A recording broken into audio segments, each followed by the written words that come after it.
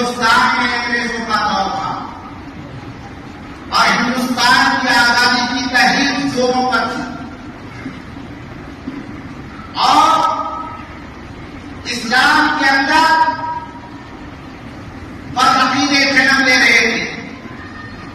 قادیانی، نیسری، وہابی، دیوبندی وغیرہ بہت سارے بدعقیدے فرقے جنم لے رہے تھے. بد مذہب اور مولوی کے روپ میں جبہ و دستار کے بھیس میں اہل سنت والجماعت کے عقیدے کو خراب کر رہے تھے. ایسے موقع پر اللہ تعالیٰ نے بریلی کے شہر سے ایک مجدد اعظم کو پیدا فرمایا جس کا نام امام احمد رضا فاضل بریلوی. اعلیٰ حضرت فاضل بریلوی نے صرف کسی ایک فرقہ کا رد نہیں کیا ہے. آپ ان کی کتابوں کا مطالعہ کیجیے تو اعلیٰ حضرت فاضل بریلوی رضی اللہ تعالیٰ عنہ نے رافضیوں کا بھی رد کیا ہے، خارجیوں کا رد کیا ہے، قادیانیوں کا رد کیا ہے، وہابیوں کا رد کیا ہے، دیوبندیوں کا رد کیا ہے.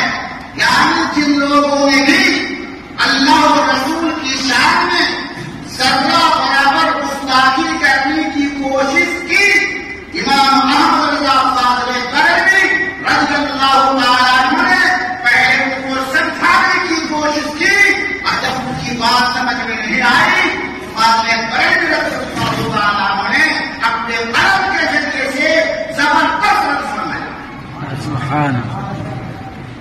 اور آپ نے ایسا رد فرمایا کہ کسی بھی باطل فرقے کے اندر یہ طاقت پیدا نہیں ہو سکتی کہ امام احمد رضا فاضل بریلوی رضی اللہ تعالیٰ عنہ کی کسی قوم کو رد کر سکے، ان کو باطل قرار دے سکے.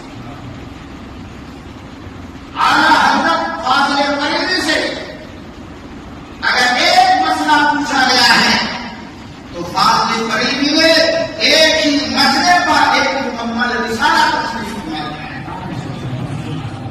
اعلیٰ حضرت فاضل بریلوی سے کسی نے پوچھا کہ فلاں شخص کہتا ہے کہ کمرے کے پاس کھڑے ہو کر اپنے والے سے قرض مانگنا شرک ہے، یہ شرک سے خالی نہیں ہے.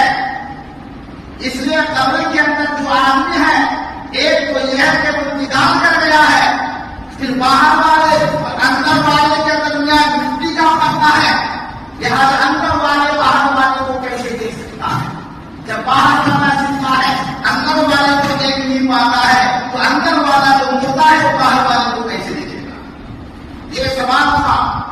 اعلیٰ حضرت فاضل بریلوی رضی اللہ تعالیٰ عنہ نے درجنوں آیت کریمہ اور درجنوں احادیث مبارکہ کے ذریعے سے اور بزرگان اولیاء کرام کے اور متقدمین کے شعر و اقوال کے ذریعے سے ایک مکمل رسالہ تصنیف کروا دیا جس کا نام احیاء الارواح. اعلیٰ حضرت فاضل بریلوی رضی اللہ تعالیٰ عنہ کے زمانے میں کسی نے سوال کیا کہ مردے کو دفن کرنے کے بعد اذان دینا کیسا ہے؟ اعلیٰ حضرت فاضل بریلوی رضی اللہ تعالیٰ عنہ نے اسی سوال پر ایک مکمل رسالہ تصنیف فرما دیا. اعلیٰ حضرت کے علمی مقام، ان کی فضیلت اور برتری کو اگر سمجھنا چاہتے ہیں تو اعلیٰ حضرت فاضل بریلوی رضی اللہ تعالیٰ عنہ کے فتویٰ کا مطالعہ کیجیے. ان کے فتویٰ صرف جزئی فقہی جزئیات پر مشتمل نہیں ہے. اعلیٰ حضرت کے فتویٰ کے اندر فقہی مسائل بھی موجود پائیں گے اور اصول حدیث بھی موجود پائیں گے، تفسیر بھی موجود پائیں گے، تاریخ بھی موجود پائیں گے، زہرہ بھی موجود پائیں گے، ریاض بھی موجود پائیں گے، منطق اور فلسفہ بھی موجود پائیں گے. اور ایسا فن ہے جس پر امام احمد رضا فاضل بریلوی رضی اللہ تعالیٰ عنہ مبارک حاصل تھی. ہر مولا تھے